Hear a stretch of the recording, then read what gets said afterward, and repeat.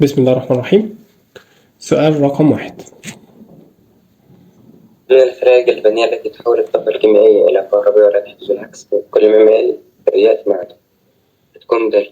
هتكون يا دكتورنا دال، لأن احنا اتفقنا مع بعض إن كيمياء الكهرباء الجلبانية مفيش مشكلة، لا تحدث العكس يعني ما بتتشحنش. تمام. والخلايا اللي ما بتتشحنش اللي هي الخلايا الأولية. مين ده يا دكتورنا أولي؟ ده يا دكتورنا أولي كده كده العمود الجاف اللي هي كده كده بطارية الرمود. تمام، فما بتتشحنش. رقم 2. تعتبر الخلايا الجلبانية أنظمة تختزن الطاقة الكهربائية في صورة طاقة كيميائية لا تحتوي في عبارة عن دال. تبقى به يا دكتورنا. تمام، لأن احنا اتفقنا مع بعض إن لا يختزن الطاقة كان هو مين؟ كان الوقود بس. رقم 3. هي من الاختيارات التالية صحيحة عن خلية الزئبق؟ دال. تبقى يا دكتورنا به. تمام. الانود فيها هو الخرسين، الكاثود فيها هو الاتش جي او، ويا دكتورنا الالكتروليت فيها هو الكي او اتش. رقم 4. أي من التالية يعبر عن الرمز الاصطلاحي لخلية الزئبق؟ دال. 4 يا دكتورنا هتكون دال، لان دلوقتي ده احنا لسه قايلين حالا ان الانود هو الخرسين يا دكتورنا، يبقى ده هو الانود اللي بيحصل له عمليه اكسده، وده هو مين؟ الكاثود اللي بيحصل له عمليه اختزال. ممتاز. رقم 5. يجب التخلص من بطارية الزئبق وإعادة الاستخدام بطريقة آمنة لأنها دال. ب تحتوي الزئبق وهو ماده سامه يا دكتور. رقم 6. يلا يا عائشه.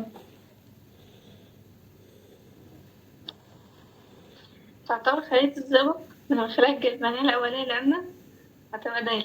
يبقى ده اللي دكتور انتفاعات الاكسده والاختزال فيها تلقائي وغير انعكاسي. يعني ايه غير انعكاسي؟ يعني ما بتتشحنش. اتفقنا مع بعض على الجمله دي. تلقائي لان كده كده هي جلبانيه. رقم 7. تتشابه خلية دال. 7 دال او 6 دال. 7. تتشابه خلية دانيال مع خلية الزئبق في نوع مادة المصعب. باء. انت في انهي سؤال؟ 7. 7 تاني. تتشابه خلية دانيال مع خلية الزئبق في نوع مادة المصعب. ايوه اللي هو يا دكتورنا الانود يعني. تمام. كل ما بينهم كان مين؟ زد ان، وهنا برضه دكتورنا زد ان. وده كان من ضمن الاسئله اللي موجوده في الاختيارات او في موجوده في الاجابات غلط، يعني الاجابات مجاوبه غلط. رقم 8. تتشابه خلية الوقود مع خلية الزئبق في ألف. ألف يا دكتورنا نوع الإلكتروليت ده كان هنا كان كي او اتش يا دكتورنا، وده برضو كان كي او اتش. رقم 9. أي من العبارات التالية صحيح عن خلايا الوقود وخلايا الزئبق؟ تبقى باء. يا دكتورنا كل منهما خلايا جلبانية أولية تمام، وبهما نفس الإلكتروليت اللي هو الكي او اتش. لسه قايلينه فوق إن هما بيتشابهوا في مين؟ في الإلكتروليت اللي هو الكي او اتش. 10.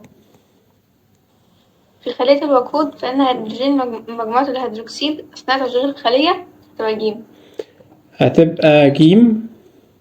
في خلية الوقود فإن هيدروجين مجموعة هيدروكسيد. يا دكتورنا دي الخلية هي عشان تفهمني بشكل كويس أهو. دي الخلية هنا. هو بيسأل على ايه يا دكتورنا بقى؟ بيسأل على، طبعا احنا اتفقنا مع بعض ان هنا كده يا دكتورنا، خلينا نشيل دي هنا كده نقربها شوية. ايه ده؟ هنا كده يا دكتورنا كان حاطين هنا الكي او اتش. تمام. هو بيسألني على الاو اتش دي الهيدروجين بتاعها. تمام. ماله بقى يا دكتورنا؟ لا يحدث له الأكسدة ولا اختزال. يبقى 10 جيم صح. ما دخلش اصلا في التفاعل ده، هو كان كل دوره ان احنا دخلنا الهيدروجين مسك في الاو اتش على بعضها وخرج لي ميه، لا حصل له اكسده ولا اختزال. 11. يلا يا ملك.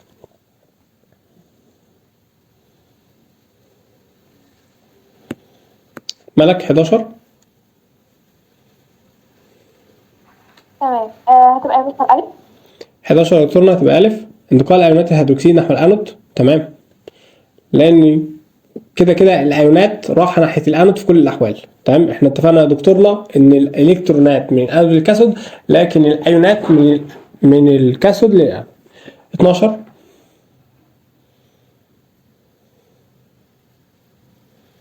هتبقى مثلا دال. دال. حلو جدا. رقم 13 ده سؤال صريح. 13. 13 باء. هتبقى ب، كاتبها في المذكرة بالنص. جوه اختزال، اختزال يعني بالسالب. 14. 14 هتبقى باء. هتبقى ب يا دكتورنا. طبعا ال OH يا دكتورنا داخل الخلية من ما هو خلاص الأيونات دلوقتي، الأيونات بتتحرك من الكاثود للأنود دون أن يفقدها مين؟ الإلكتروليت. تمام. رقم 15 ب. ب يا دكتورنا عملها يتطلب الإمداد المستمر بالوقود وأثناء والإزالة المستمرة للنواتج. دي كانت من خصائص خلايا الوقود يا دكتورنا. يلا يا فاطمة 16 على صوتك.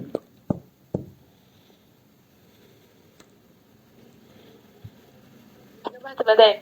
16 يا دكتورنا. بنقرأ السؤال يا جماعة. تلت قوة دفع كهربية تصل إلى 12 و3 فولت. الكلام ده مش حاصل. خلية الوقود كانت بتنتج كام؟ 1.23. 17 من الخلايا الذرية وعبر الطبيعة ومسحها وخلية الوقود أثناء عملية تبقى إجابة ج. هتبقى ج. تنتقل الإلكترونات نحو الجزيئات يا دكتورنا غاز الأوتو عبر الدائرة الخارجية. حلو جدا يا دكتورنا. 18 الشكل المقابل يمثل خلية الوقود أي مما يلي غير صحيح. الإجابة هتبقى ب.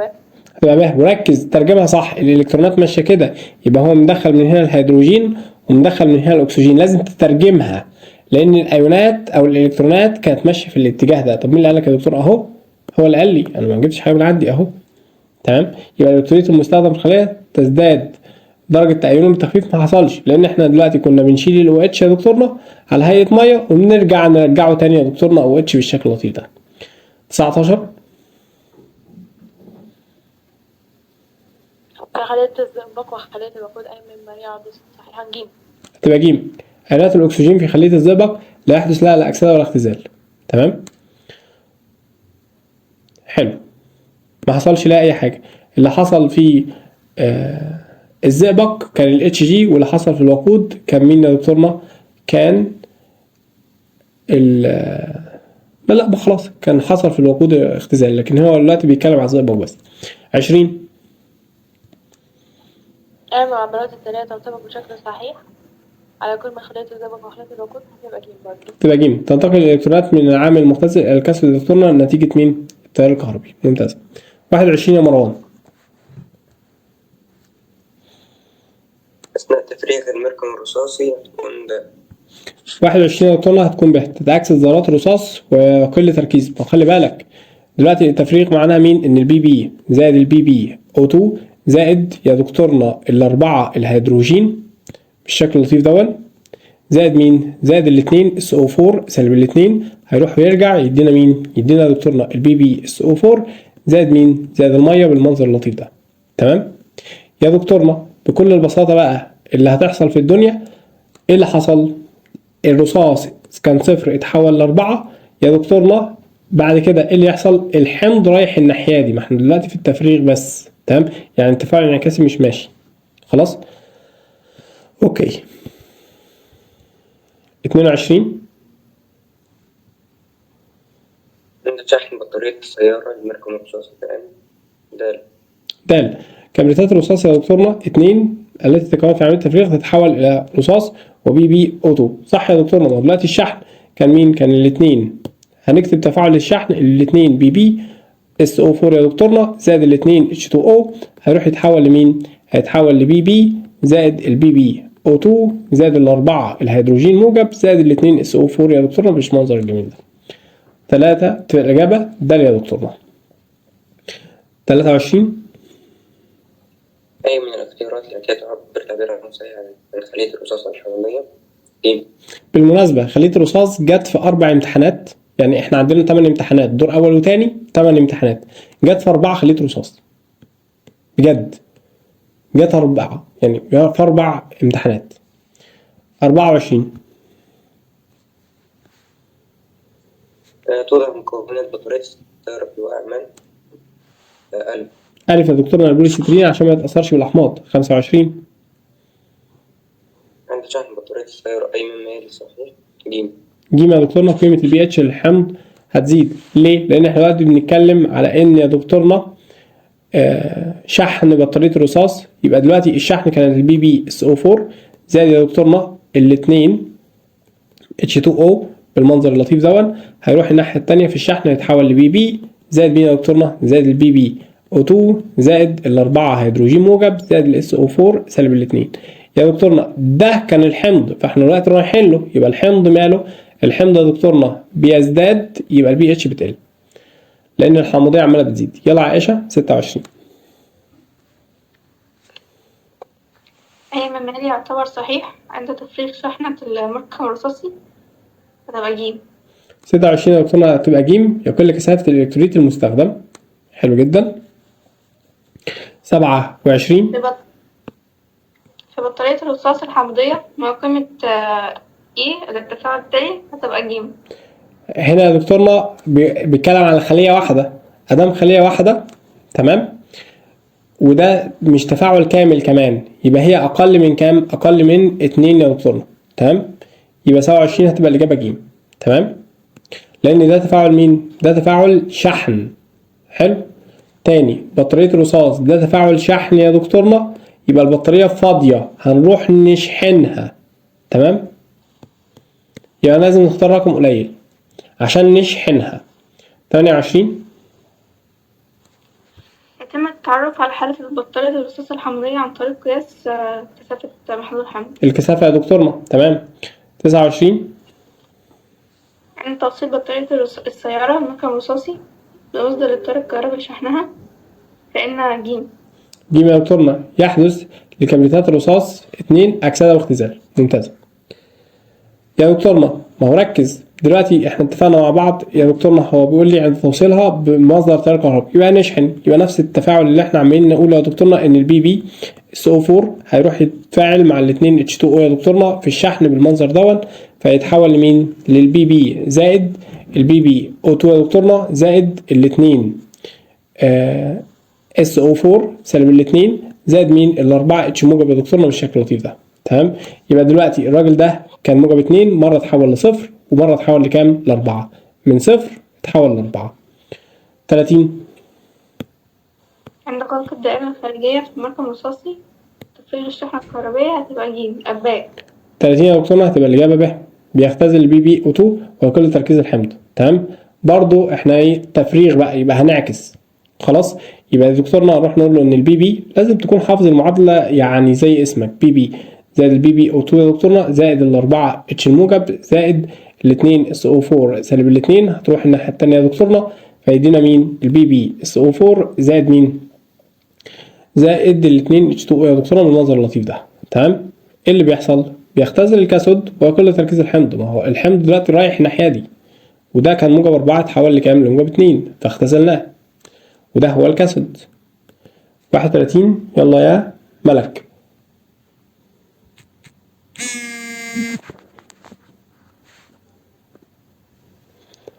ملك 31 هتبقى يا مستر، هتبقى ج.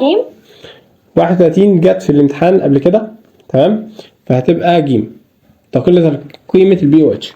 تمام، لأن يا دكتورنا احنا قلنا إن البي اتش هي اللي هتقل، فالبي او اتش عكسها فهتزيد. 32 هتبقى يا مستر بطء حركة أيونات الإلكترونات عند درجة حرارة منخفضة جدا. احنا في انهي؟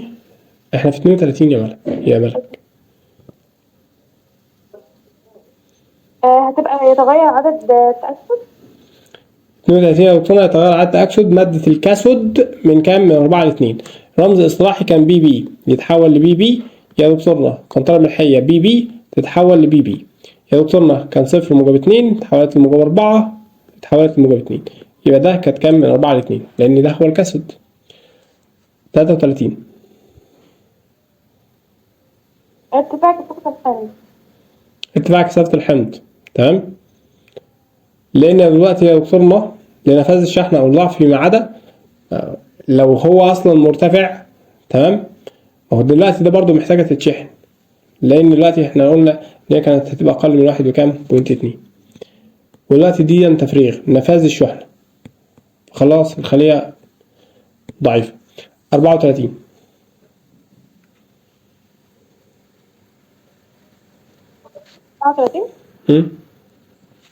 هتبقى تزداد حدة اللون الأحمر. حلو جدا يا دكتور.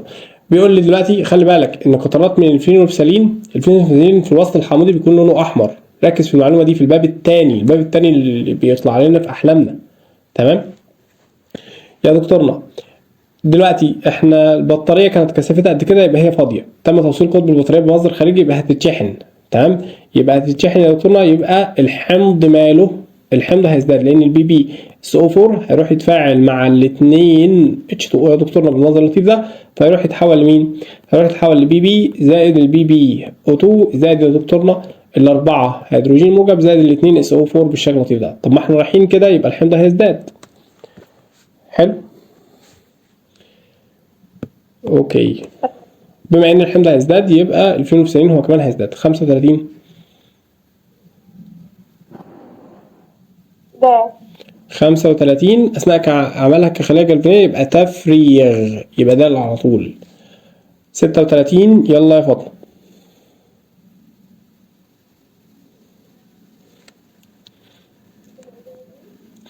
علي صوتك علي صوتك علي صوتك. تاني والله ما سمعتش. العامل المؤكسد في بطارية الرصاص أثناء عملية التفريغ هو، تبقى الإجابة ج.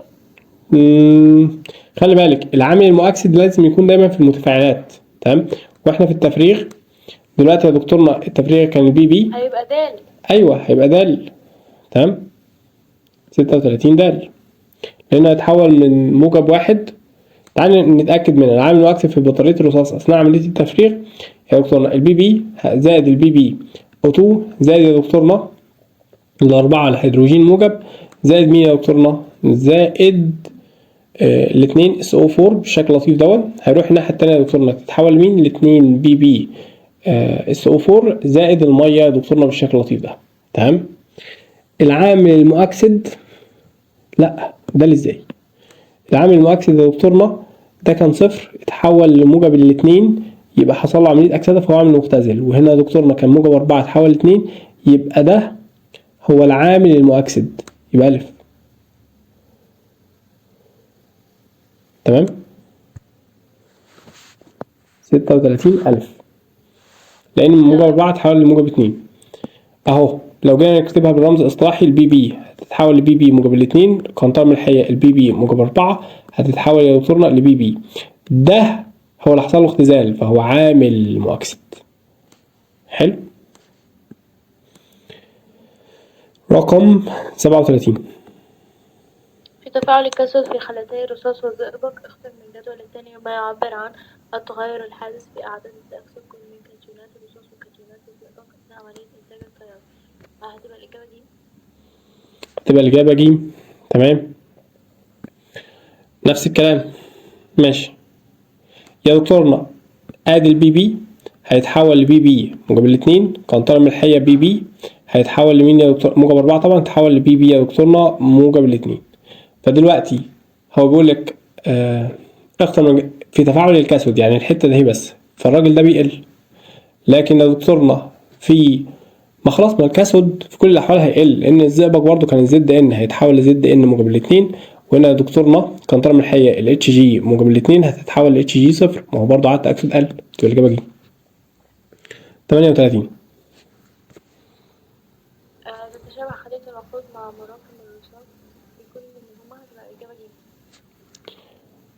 هتبقى الإجابة جيم. ده جيم ازاي؟ اوكي، تبقى يعني تبقى عامل واي. ماشي اوكي صح. تتشابه خلية الوقود والمركب الرصاصي في ان هو يطلعوا من الاثنين ميه. زهقنا من كتابة المعادلة بقى بتاعت البي بي زائد البي بي او 2. هيروح يتفاعل مع مين يا دكتورنا؟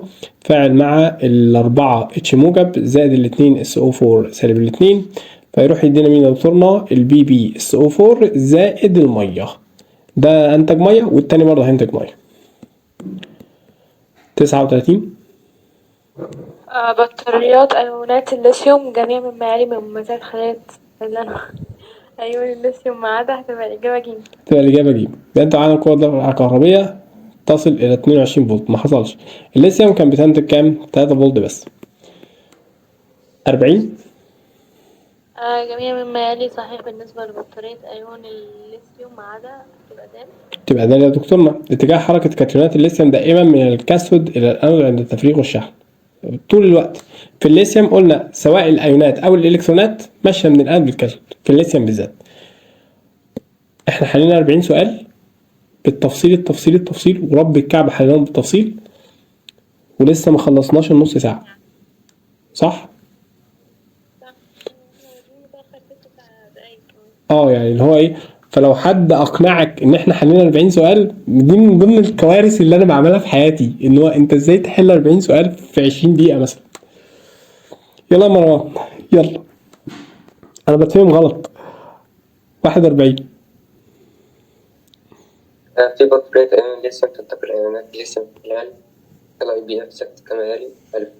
ده طبعا كان الالكتروليت، تمام. يبقى من الانود الى الكاثود الموجب اثناء التفريغ، وبرضه يا دكتورنا من الانود الى الكاثود اثناء الشحن. بس خلي بالك ان الانود موجب في الشحن، الانود موجب في الشحن، لان دي يا دكتورنا كانت جلفانيه. لكن لو الانود موجب يبقى خليها الكتروليتيه يا دكتور. 42. الأشكال البيانية توضح العلاقة بين EMF للثلاث خلايا جلبانية مع زمن مقدر في الساعة. أولا تبقى دال. واحدة يا دكتورنا. دلوقتي اللي بيعتبر لرواد الفضاء يبقى ده الوقود، لأنها جهدها ثابت وما بيتغيرش. الوقود. ثانيا تبقى دال برضه يا دكتورنا. ثانيا هتبقى برضو دال، تمام. لاستخدامها في تجهيز الهواتف المحمولة. كانت مين يا دكتورنا؟ كانت الزئبق، تمام. لا كانت الليثيوم، سوري. والليثيوم كانت مين؟ كانت أطول واحدة، لأن القوة الدفع الكهربية بتاعتها كانت تقريبا 3 فولت، تمام. 3 فولت ده رقم مرعب، زي ما احنا قلنا ان هو ايه، لو حطيت 1000 بطارية مع بعض هيبقى عندك 3000 فولت. ده انت الكلام ده رايح في داهية يعني. ثالثا ألف. ثالثا يا دكتورنا هتبقى ألف، تمام. ده هيكون مين؟ الرصاص. لكن ده يا دكتورنا هيكون مين؟ الليثيوم. لكن ده يا دكتورنا هيكون مين؟ الوقود. اوكي. 43. ماذا يحدث عند شحن بطارية الليثيوم؟ تبقى دال. تبقى ده يا دكتورنا، تمام. تتحول الايونات الى ذرات عند القطب السالب، تمام. في كل الاحوال الايونات والالكترونات راحة للانود، تمام. راحة للانود، والانود هو القطب السالب. في تتحول الايونات الى ذرات عند القطب السالب عند الشحن. ما هو القطب السالب، ما هو احنا اتفقنا مع بعض لو الموجب يا دكتورنا شحن يبقى هي خلية مين؟ الكتروليتية. ويا دكتورنا الموجب هيكون هو الانود والسالب هيكون هو الكاثود، تمام. والكاثود دايما بيختزل، تمام. فالايون هيتحول لذرة فعلا. 44. أي الجمل الآتية صحيحة؟ تبقى دال. دال. يمكن شحن خلية ايون الليثيوم بثلاث خلايا من الزئبق يا دكتورنا على التوالي. ممكن. ليه يا دكتورنا؟ لان بطارية ايون الليثيوم كانت 3 فولت، تمام. لو احنا وصلنا الزئبق اللي هي كانت جهدها كام؟ 1.35 زائد 1.35 زائد 1.35 يبقى البطارية مثلا تطلع بكام؟ تطلع ب4 بوينت حاجة. 4 بوينت حاجة دي يبقى هي تقدر تشحن كام؟ 3. طب ما هتشحنها ضعيفة جدا يا عم، انت بتوصل 100 خلية ببعض، ما بتوصلش خلية واحدة. 45. أي الأشكال التالية تمثل بداية عملية تفريغ خلية أيون الليثيوم؟ تبقى ألف. تبقى ألف يا دكتورنا. التفريغ، تمام. بداية التفريغ هي نهاية الشحن. تاني، بداية التفريغ هي نهاية الشحن. يعني الانود سالب، تمام. يعني بتكون خلية جلبانية يا دكتورنا، واحنا في البداية يعني الانود مليان على الاخر، هيبدأ بعد شوية يفضى بقى، تمام. حلو. تبقى ألف. ثانيا نهاية عملية تفريغ خلية أيون الليثيوم؟ ب. الانود فاضي. الانود فاضي. ثالثا بداية عملية الشحن خلية أيون الليثيوم؟ دال. هتكون يا دكتورنا دال، لان اتفقنا مع بعض ان الانود هو الموجب.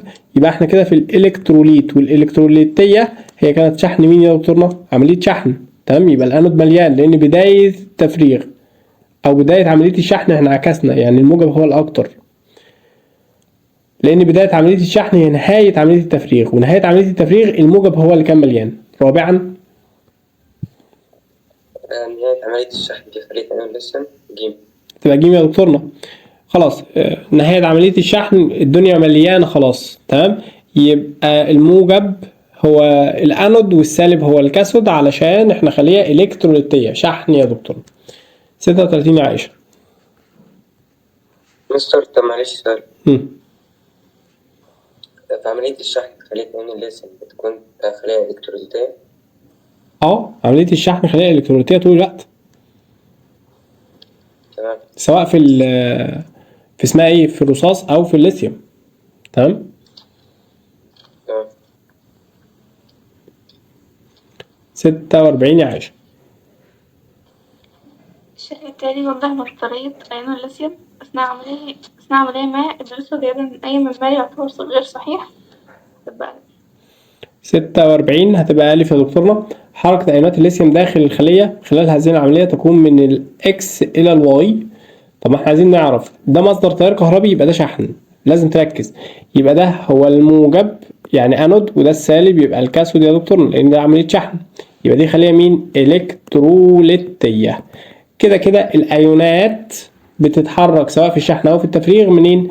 من الأنود راح للكاثود. يبقى يا دكتورنا حركة وهو بيسألني على غير صحيحة، غير صحيحة، المفروض إن الحركة ماشية كده، تمام. رقم 47. زعمت أن وجود أقطاب بطارية جلفانية ثانوية هي الأرقام دي. لشحن هذه البطارية شحنا تاما يتم توصيلها بمصدر كهربي. قوة الدفعة الكهربية تساوي هتبقى 2. أنا هسألك سؤال. هو أنت معاكي بطارية ولا معاكي خلية؟ خلية. حلو. تاني، إذا علمت أن وجود أقطاب بطارية جلفانية ثانوية هي قد كده، خلاص؟ هنحسب القوة الدفعة الكهربية يعني، ماشي يا دكتورنا. ده أكسدة ده أكسدة، يبقى دي القوة أنا شفتها رصاص. يبقى نروح نقول له مين؟ إن الأنود ناقص الكاثود يا دكتورنا، بالمنظر اللطيف دون. الأنود بتاعنا كان مين يا دكتورنا؟ كان الموجب، لأن ده أكسدة، تمام. يبقى نرجع تاني للدرس التاني. موجب يا دكتورنا فوق، السالب تحت. هنا يا دكتورنا هيكون ال 49 هتكون هي الأنود، وال 88 من 100 هتكون هي السالب. يبقى نروح نقول له يا دكتورنا 49 بالشكل اللطيف ده ناقص مين؟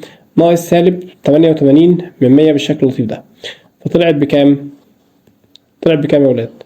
بواحد بوينت حاجة، 1.37. هو ما طلبش القوة الدفع الكهربائية، ده بيقول لك احنا عايزين نشحنها.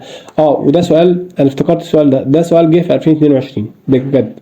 ده سؤال امتحان جه في 2022 افتكرته. اوكي 48. خلاص خلصنا كده يا دكتورنا البطاريات. يلا بينا نروح لمين؟ لتآكل المعادن. 48. لا يصدر الحديد بسهولة إذا كان نقيا جدا. ألف نقيا مفيش فيه شوائب، هيصد ليه؟ مش هيكون خلية جلفانية. 50 49 سوري. عند حدوث صدأ لماسورة مصنوعة من الحديد الصلب فيما اللي يعتبر صحيح هتبقى ج.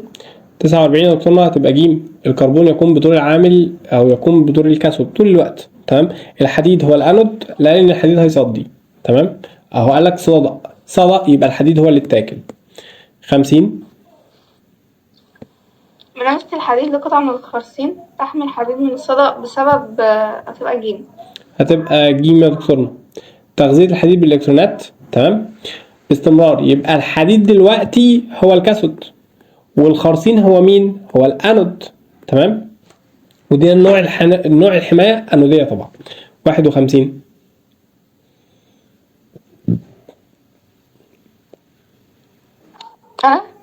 لا سوري ملك يا اللي نايمة. ملك اللي على الدار هتبقى مثلا سمعناش والله، سمعناش. هتبقى ألف. تبقى ألف. كويس سؤال، بنوبك ثواب. الناس اللي بتسمع الفيديو بيقول لي هي ملك ليه ما بتقراش السؤال؟ الوحيدة اللي ما بتقراش السؤال. 51 هتبقى ألف. ايه؟ ده مستقصدني. رقم 52. أي من الطرق التالية تعتبر حماية أكثر كفاءة في مختلف الظروف. دي مثلا تبقى الحماية اللي هي الأنودية. الحماية الأنودية. 52 الحماية الأنودية، لأن في كل الأحوال الحديد مش هيصدي. تمام. رقم 53. لا دي بقى لسه هقول لك الإجابة عنها. ماشي دي ده. يا دكتورنا 53 هتبقى دال. تمام. خلي بالك ان هو هنا مدينا جهد اختزال، يبقى على طول على السهم الجميل بتاعك يا دكتورنا السالب فوق الموجب تحت. دلوقتي مين اكبر سالب؟ اكبر سالب هو البي، بعدها هيجي مين يا دكتورنا؟ الاي، بعدها يا دكتورنا يجي الدي، وبعدها يجي مين؟ السي بالشكل اللطيف ده. تمام.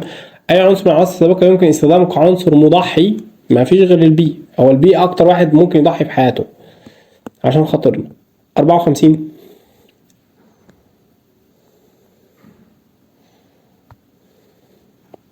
مالك؟ هتبقى دال. 54 يا دكتورنا. 54 بيقول الفلز المراد حمايته لأطول فترة ممكنة من الصدى يلزم تغذيته بالإلكترونات باستمرار. معنى إن هو هنغذيه بالإلكترونات يبقى هو الكاثود، لكن توصيله بفلز أعلى منه تمام في جهد الاختزال. ما هو خلي بالك جهد الاختزال لما بتطلع لفوق بتقل، يعني اقل جهد اختزال كان الليثيوم. عشان كده قلنا يا دكتورنا البطاريه ليه استخدمنا بطاريه ان الليثيوم؟ لان الليثيوم كان اقل جهد اختزال يا دكتورنا لصغر جهد اختزاله. تمام. اوكي تبقى الاجابه 55. مالك؟ هتبقى أمد واللي هي الألف. هتبقى الف صح، لان هنا يا دكتورنا قطعه الحديد حصل لها صدى. ادام الحديد حصل له صدى يبقى هو لامس مين؟ لامس الكربون يا دكتور، او لامس يعني اي فلز تاني. تمام. 56 فاطمه.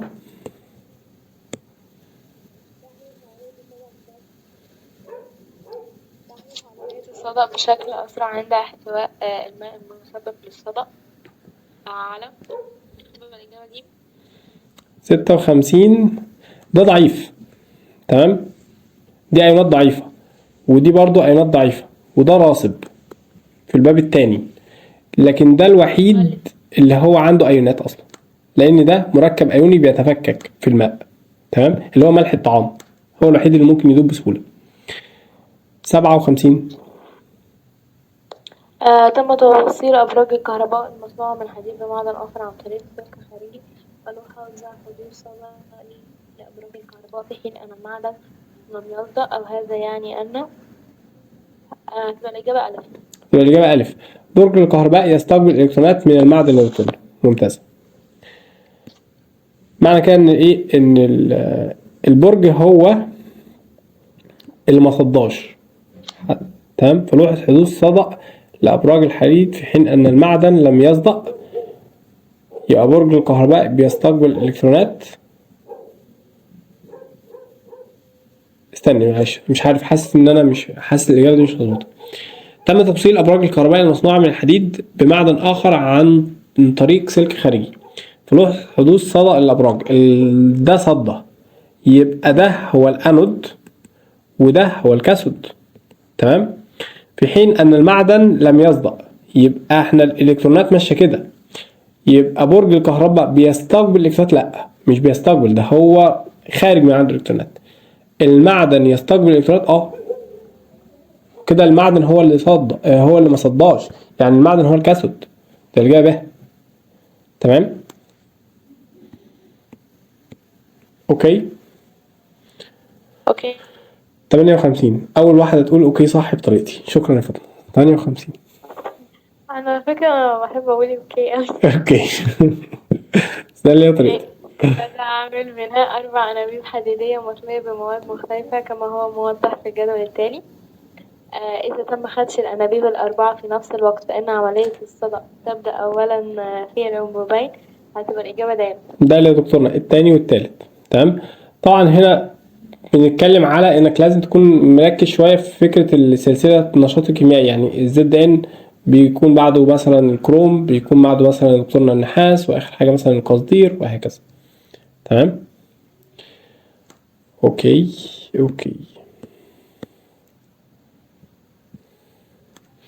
رقم 59 اولا في الشكل الذي أمامك مقطع طولي في أحد السخانات الكهربية، أولا أفضل سبيكة يمكن استخدامها في عمل مواد تسخين المياه هتبقى جيم. جيم يا دكتورة. أفضل معدن يمكن استخدامه لعمل المسار إكس هتبقى الإجابة ألف. تبقى الإجابة ألف.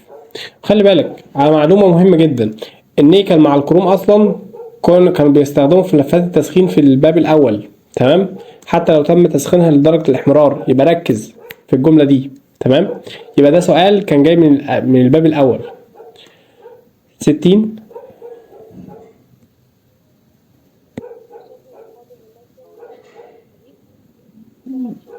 الصوت بعيد شوية يا فاطمة. باستخدام فلز المغنيسيوم ماذا يحدث في هذه الطريقة؟ هتبقى الإجابة باء. تبقى الإجابة يا دكتورنا، الحديد يعمل كمهبط والأكسجين يختزل. ممتاز. هنخرج وندخل تاني من نفس اللينك، محدش يتأخر، تمام؟ هنخرج وندخل تاني من نفس اللينك ومحدش يتأخر. يلا.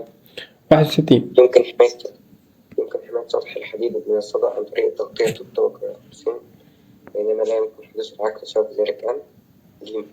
هتبقى جيم يا دكتورنا. جهد اختزال الخرسين أقل من جهد اختزال الحديد، تمام؟ اتفقنا مع بعض كل ما بنطلع لفوق جهد الاختزال بيقل. 62. عند تعرض قطع من الحديد المخدوش للعوامل الجوية تبقى دال يا دكتورنا، تصدأ ويزداد كتلتها، تمام؟ 63. عندما يكون طلع الحديد بالقطير طلعا سليما يتم حماية الحديد من الصدى من دال يمنع الأكسجين والماء من الوصول. احنا هدفنا أصلا في صدأ الحديد إن احنا ما نكونش خلية جلفانية، فعشان كده بنعمل إيه يا دكتورنا؟ ده مثلا الحديدة هي بنغطيها بقى يا دكتورنا بأي طبقة تانية بالمنظر اللطيف ده. المهم إن الطبقة دي ما يكونش فيها أي فواصل تدخل مين؟ تدخل الأكسجين يا دكتورنا، تمام؟ عارف مشكلة صدأ الحديد مشكلة كبيرة جدا جدا في البيوت، تمام؟ لأن المنور بتاع البيت بيكون فيه حديد بارز.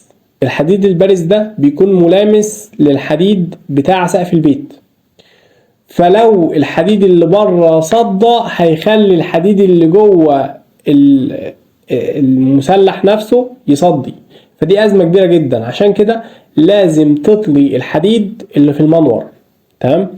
أو الحديد اللي خارج من السطح، يعني السطح بتاع أي سطح في الدنيا كده تلاقي عليه حديد خارج، لازم الحديد ده يطلي بشكل كويس. 64. عند استخدام المغنيسيوم كقطب مضاحي لحماية الحديد بين الحديث عند الكسد هو د. 64 يا دكتورنا دال، تفاعل صريح. رقم 65. أي مما يأتي يزيد من معدل صدأ مسمار حديد مطموح بالماء ج. 65 يا دكتورنا إضافة كبريتات الأمونيا إلى الماء، تمام؟ لأن كبريتات الأمونيا هتروح تتفاعل مع الحديد بمعدل أسرع، تمام؟ ليه؟ لأن يا دكتورنا آدي الأمونيا NH4 2 SO4 بالشكل اللطيف ده هتروح تتفاعل مع الحديد فهيكون لي مين؟ في SO4 يا دكتورنا بالشكل اللطيف ده. ده هو الأنود، تمام؟ لأنه حصل له عملية أكسدة. حلو؟ فالحديد هو اللي هيصدي بشكل أسرع، يبقى الحديد بيصدي في التفاعلات بشكل أسرع. 66. يلا يا عائشة. استخدم القصدير لوقاية الصلب المستخدم في صناعة علب المأكولات المحفوظة حيث كان غطاء حماية كسودية هتبقى دال يا دكتورنا. دلوقتي علب المأكولات دي كانت مين؟ كانت الMN زائد يا دكتورنا الحديد، تمام؟ يبقى هتبقى الإجابة دال يا دكتور، تمام؟ 66 دال. لا القصدير سوري القصدير مش الإمان، سوري. 67. استخدام فلزة هتبقى ألف. هتبقى ماشي كغطاء أنودي لقطعة من النيكل يا دكتورنا. الانود بما ان هنا جايب جهود اكسده يا دكتورنا يبقى احنا لازم نجيب واحد اكبر من الموجب، لان جهود الاكسده كان مين؟ كان الموجب فوق السالب تحت. هو قال لي ان النيكل كان بالرقم ده، يبقى احنا لازم نجيب واحد اعلى من النيكل اللي هو الالومنيوم مثلا. ممتاز. 68. عند حدوث صدأ بقطعة من الحديد الصلب واحد يقوم الماء المذاب به بعض الأملاح بدور الإلكتروليت 2 يقوم الحديد بدور كرة من الأنود والدائرة الخارجية. 3 يقوم الكربون بدور الكاثود. ايه اللي صح في العبارات دي؟ هتبقى التلاتة. كلهم صح. ده. تمام. وده هو جايبها لك صريحة، يعني بيقول لك المية هي الإلكتروليت، الحديد هو الأنود والدائرة الخارجية، والكربون هو الكاثود. 69.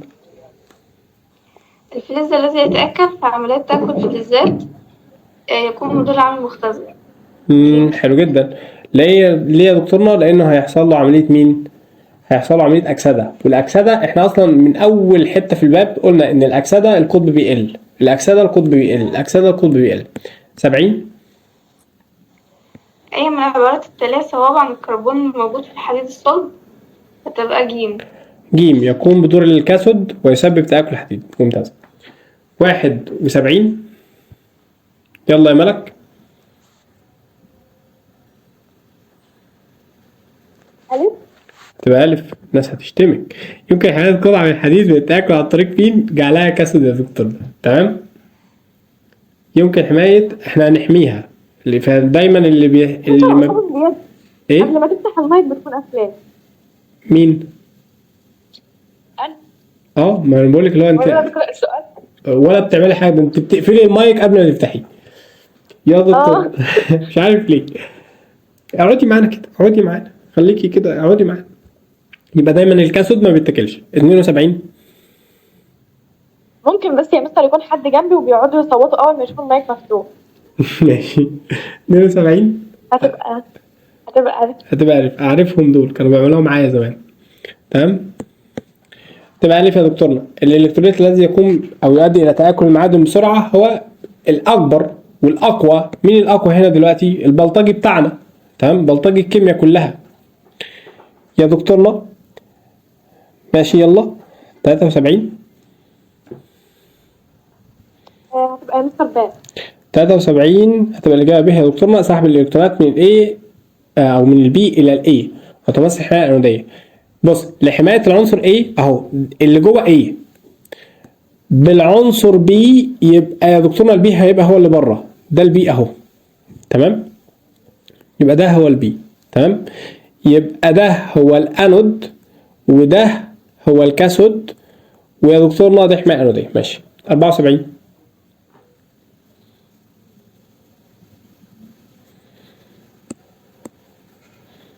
مالك؟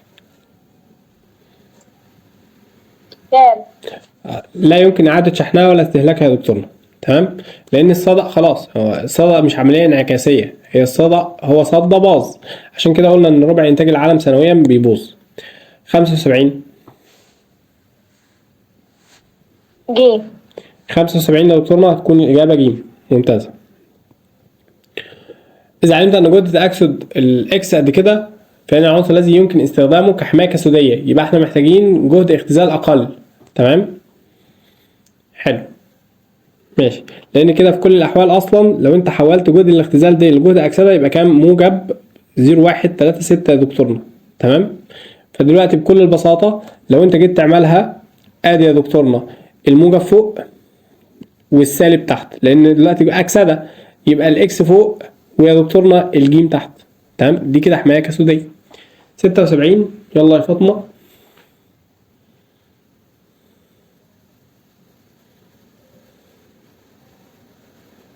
فاطمة. 76.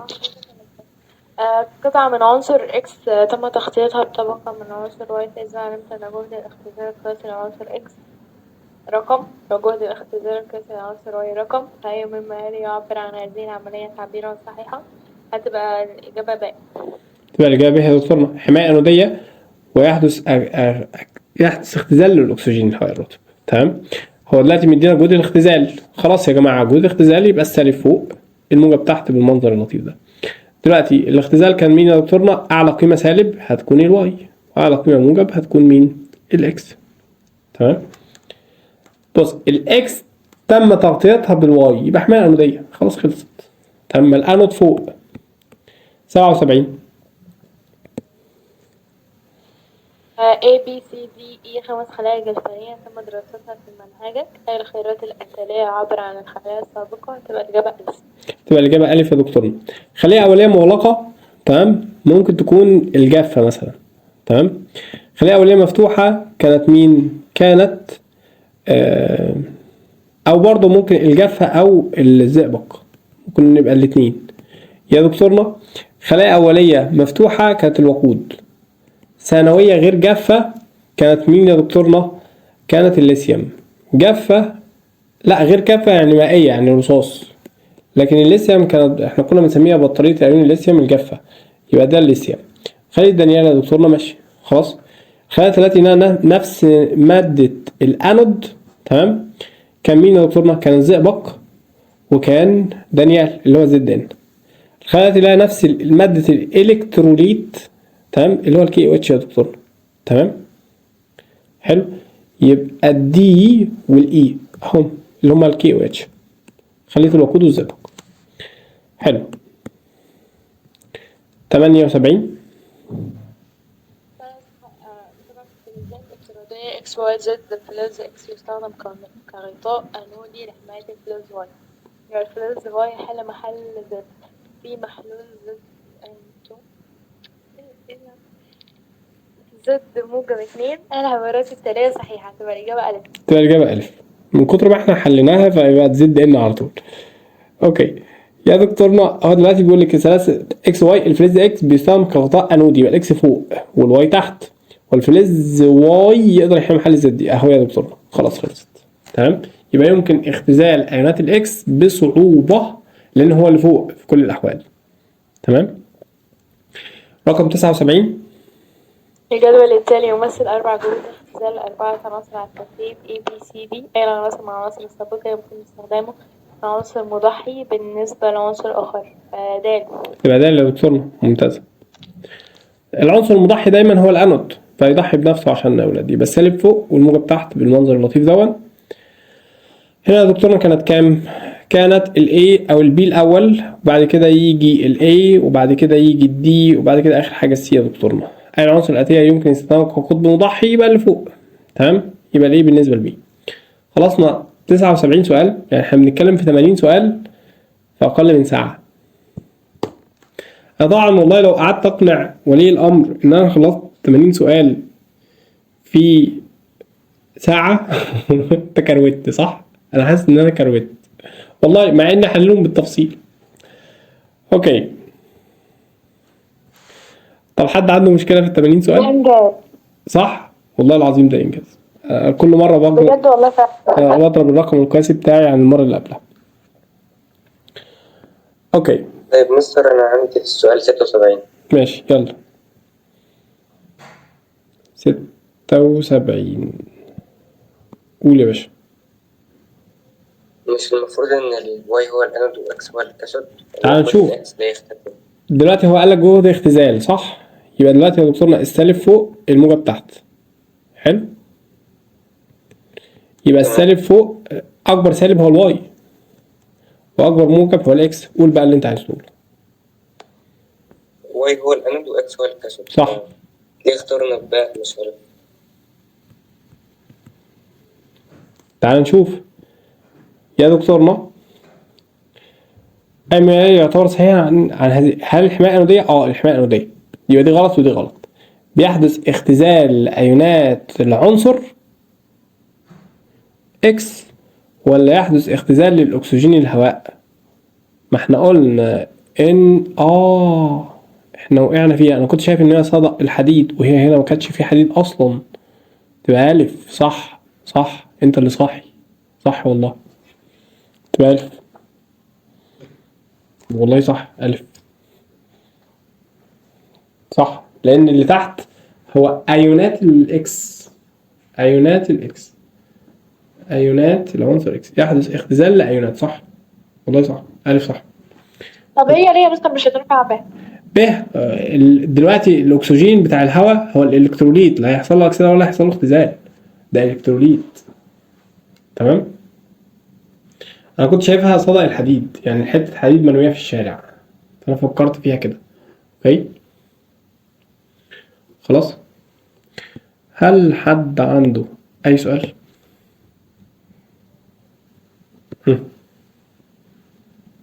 حد عنده أي سؤال يا شباب؟